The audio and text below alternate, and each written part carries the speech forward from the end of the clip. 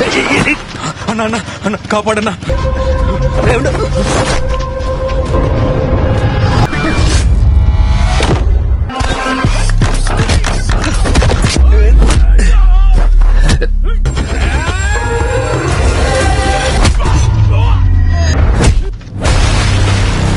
Assalamualaikum guys, oke kembali lagi bersama Draft Movie Review. Piye kabar Rek? Terima kasih buat para penonton setia Draft Movie dimanapun kalian berada. Semoga kalian semua selalu sehat ya. Kali ini Draft Movie sudah merangkum sebuah film yang berjudul Harom Hara 2024. Bagaimana keseruan filmnya? Tanpa banyak basa-basi, ini dia alur ceritanya.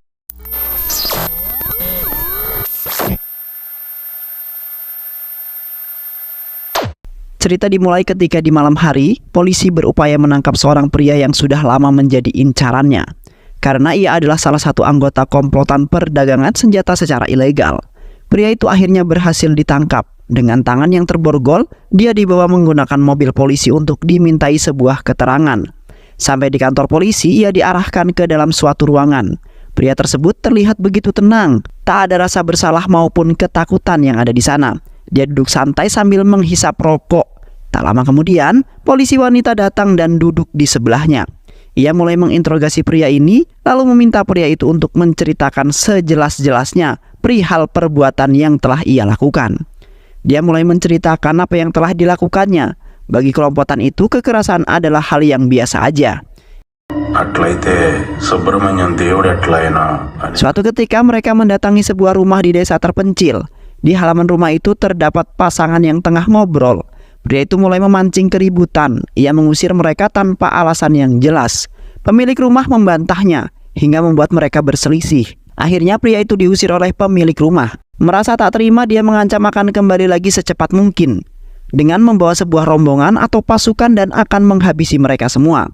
Hal itu tidak terlalu dipedulikan oleh pemilik rumah. Ia menganggap bahwa itu hanyalah sebuah emosi sesaat. Namun benar saja masalahnya tidak berhenti sampai di situ saja. Ketika hari menjelang malam, pemilik rumah di desa itu sedang berbincang santai dengan temannya. Tak ada feeling atau apapun sebelumnya, tiba-tiba orang yang tadi siang menemuinya lagi dan kemudian kembali. Kali ini dia membawa pasukannya.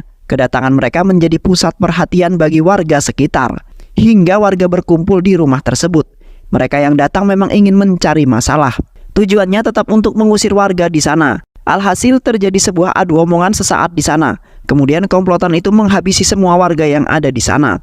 Pria itu mulai menghajar warga satu persatu menggunakan pisau andalannya. Ia melakukannya dengan begitu sangat sadisnya.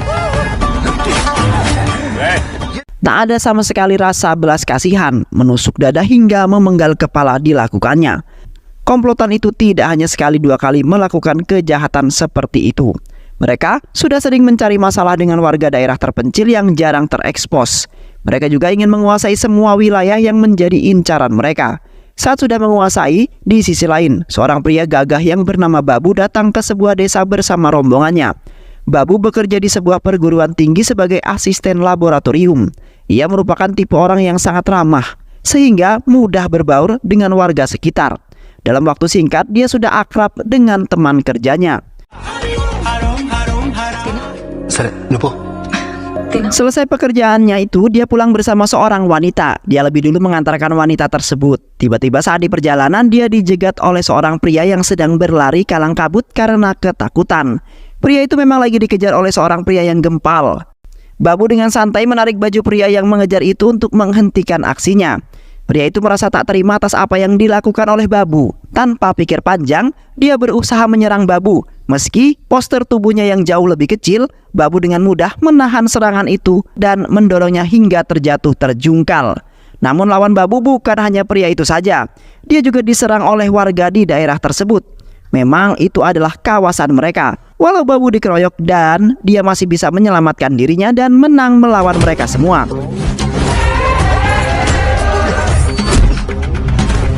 Babu memiliki kemampuan bela diri yang sangat baik.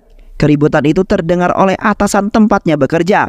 Karena dianggap mencoreng nama baiknya, Babu dipanggil dan ditegur oleh atasannya itu. Sialnya, ternyata atasannya itu memiliki korelasi dengan komplotan pria yang menyerang Babu. Mereka menelpon atasannya agar Babu diberikan hukuman yang lebih berat, bahkan memecatnya. Setelah Babu dipecat, dia kembali ke rumahnya seorang diri. Ia mengistirahatkan tubuhnya dan menenangkan pikirannya. Baru saja sebentar merebahkan tubuhnya, terdengar keributan dari luar. Warga sedang melakukan sebuah demo. Babu dan temannya pergi dari desa tersebut, namun Babu berusaha untuk menegosiasi hingga ia berhasil meyakinkan para warga agar dirinya diberikan kesempatan untuk tinggal di daerah itu. Untuk sementara, saat ini Babu tidak memiliki pekerjaan. Dia sedang kelimpungan memikirkan kelanjutan kehidupannya. Hingga di malam hari ia ditawarkan oleh temannya untuk bergabung dengan komplotan perdagangan senjata ilegal yang sudah sangat terkenal. Komplotan itu yang biasa menyiksa warga desa yang tak bersalah untuk membungkam mulut mereka. Awalnya Babu menolak dengan keras kepala, namun setelah dipikir-pikir tak ada jalan lain bagi dirinya, ia tak akan gegabah untuk hal tersebut. Keesokan harinya dia bertemu dengan seorang wanita yang merupakan sahabatnya. Ia mengeluhkan bahwa dirinya memerlukan sebuah uang. Wanita itu dengan baik memberikan kalung emasnya. Pelukan hangat dari Babu sebagai tanda terima kasih. Babu kemudian diminta untuk mengantarkan temannya untuk melayat.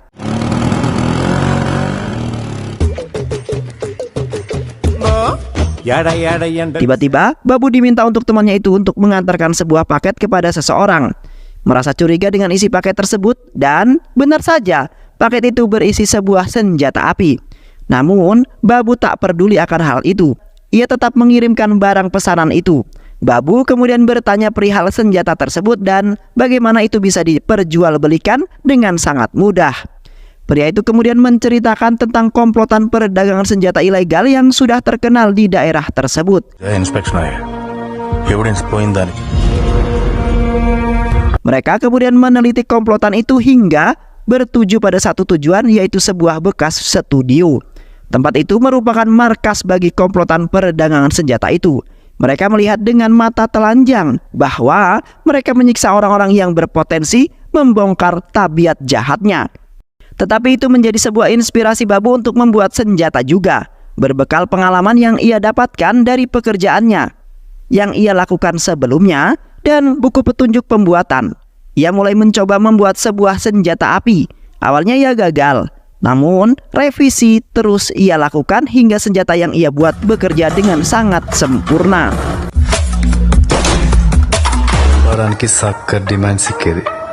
Keesokan harinya Babu dan temannya itu bersantai di sebuah kafe. Tiba-tiba datang sebuah komplotan perdagangan senjata itu ke kafe tersebut. Tanpa banyak bicara, Babu mendatangi komplotan itu dan menyerahkan senjata pistol yang telah dibuat oleh dirinya. Babu menawarkan pistol hasil pembuatannya itu. Namun komplotan itu tidak percaya dengan pistol yang ia buat hingga mereka menolaknya. Tak berselang lama, saingan bisnis mereka datang dan langsung menyerang ketua komplotan senjata itu. Ketua pasukan mereka hampir saja terbunuh oleh komplotan musuhnya. Untung saja Babu ada di sana. Ia menembak kepala orang itu dengan pistolnya. Babu langsung membuktikan kehebatan pistol yang dibuat oleh dirinya. Kejadian itu membuat komplotan itu untuk berpikir lebih matang untuk menerima Babu sebagai penyetok senjatanya. Akhirnya Babu dipercaya untuk menjadi bagian dari mereka. Babu sedikit lega karena untuk sementara dia memiliki penghasilan yang tetap. Esok harinya ia bermesraan dengan seorang wanita, membeli banyak hal yang diinginkan dari penghasilan yang ia dapatkan. Pekerjaan sekarang menghasilkan lebih banyak uang. Aktivitas jual beli senjata ilegal itu terus dilakukan oleh Babu. Kehidupan Babu kini sudah berubah 180 derajat. Babu yang awalnya adalah pembela kebenaran, kini justru bersekongkol dengan kejahatan. Suatu hari Babu ditugaskan oleh komplotan untuk mengantarkan paket senjata keluar kota. Polisi perbatasan mengecek mobilnya. Untung hal tersebut telah diantisipasi oleh mereka, sehingga tidak ketahuan oleh para polisi. Lebih parah bagi komplotan tersebut, mereka menguji coba senjata itu dengan menembakkan ke warga sipil yang mereka siksa. Pada malam hari, Babu sedang sibuk membuat senjata baru. Sementara di markas perdagangan itu, lagi-lagi selalu ada korban penyiksaan mereka. Namun setelah Babu perhatikan, orang yang disiksa itu adalah ayahnya sendiri. Babu tak bisa tinggal diam melihat hal tersebut. Apalagi saat ini ayahnya sedang akan dibunuh. Babu langsung menghampiri mereka dan menyerangnya satu persatu untuk menyelamatkan ayahnya.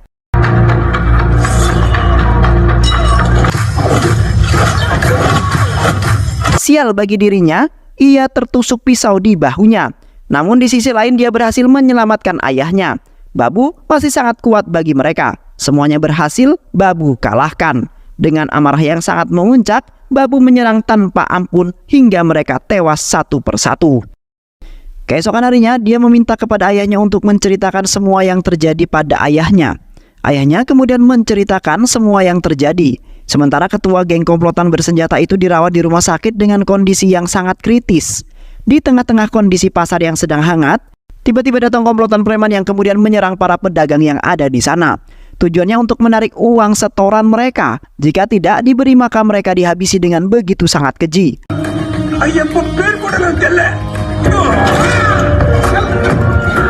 Beruntung bagi warga di sana ada Babu datang di saat yang tepat. Babu melawan mereka satu persatu dengan mudahnya mampu Babu kalahkan.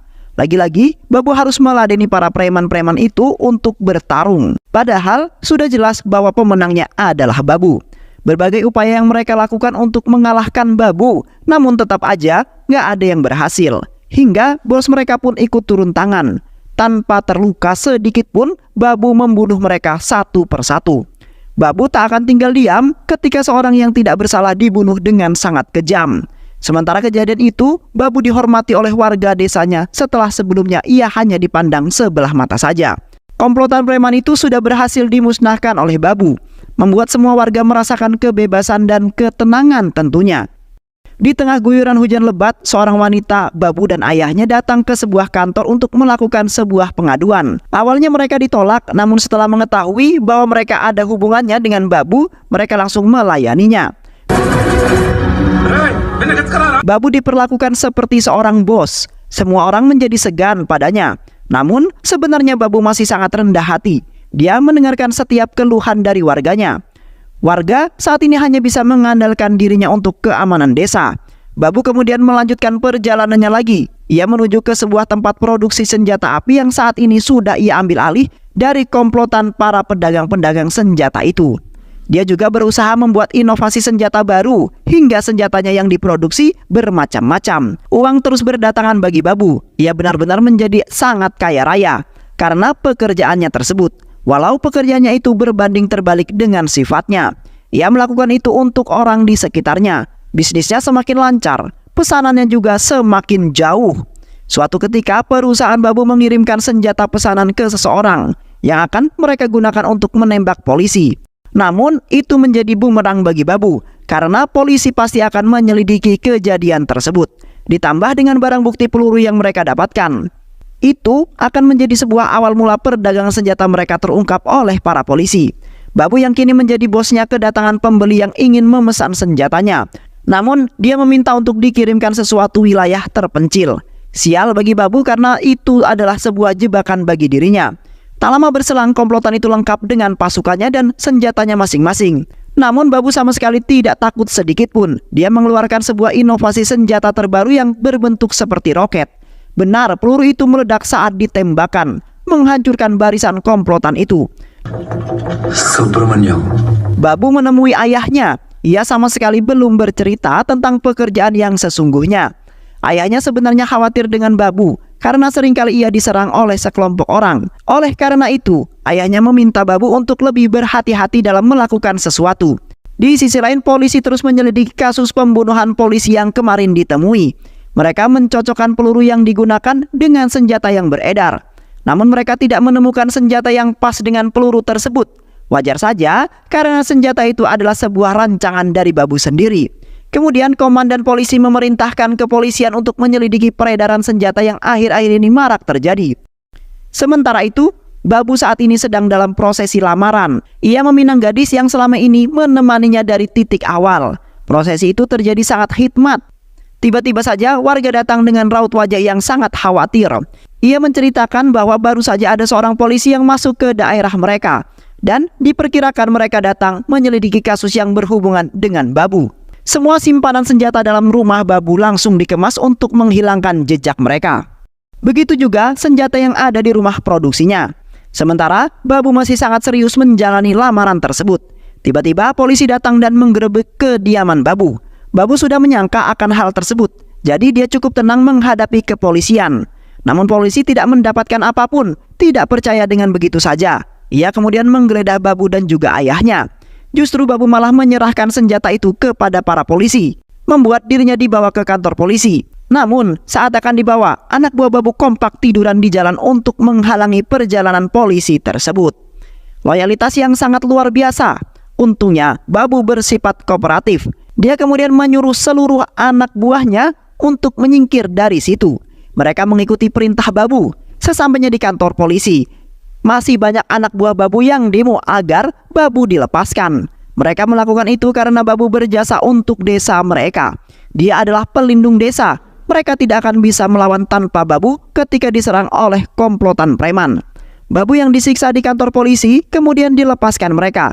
Dia kemudian dijemput sahabatnya. Kondisi Babu kini benar-benar mengenaskan dengan lumuran darah di badannya. Bahkan oknum polisi juga bersekongkol dengan komplotan senjata sebelum Babu. Komplotan itu yang melaporkan Babu atas kejahatan yang dilakukan oleh Babu. Sementara di malam hari, warga desa tengah melakukan upacara meminta keselamatan untuk Babu. Saat mereka berdoa bersama, tiba-tiba komplotan senjata itu datang dan menghabisi seluruh warga yang ada di sana hingga tak menyisakan satupun warga kecualinya ayahnya Babu. Ayah Babu tidak langsung dibunuh, dia disiksa terlebih dahulu. Tubuhnya diikatkan menggunakan rantai berduri dan diseret menggunakan mobil hingga tak berdaya. Saat penyerangan itu sudah selesai, Babu datang dan melihat kondisi semua orang yang sudah mati, tak berdaya.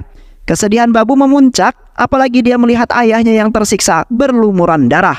Babu langsung menghampirinya dengan sisa-sisa nyawa yang masih ada. Ayahnya berpesan pada Babu untuk menjaga diri baik-baik dan mengatakan ini semua adalah ulah komplotan senjata itu. Babu harus menyaksikan ayah tercintanya mati di depan matanya sendiri. Hal itu kemudian membuat Babu menyimpan dendam yang sangat besar.